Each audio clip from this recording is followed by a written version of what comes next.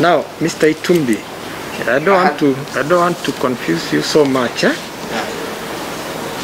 This is you want the respondents to be charged for an offense. Yes, Your Honor. Under SECA, I've seen 3 counts under SECA and 1 count under the penal code. Just to assist you again, because in case it reaches the place of serving summons, you've got to demonstrate to this court that you have sufficient evidence.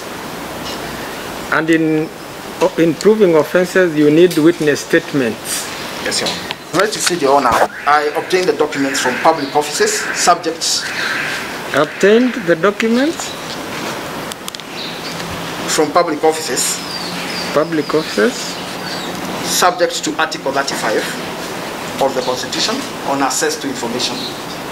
Article 35 on access to information.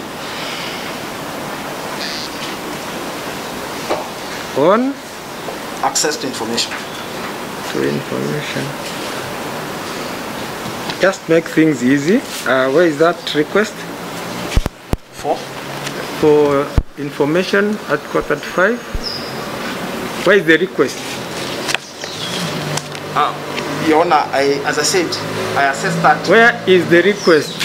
You know, we are dealing with the legal issues. Hakuna mambo ya facts hapa. Legal threshold.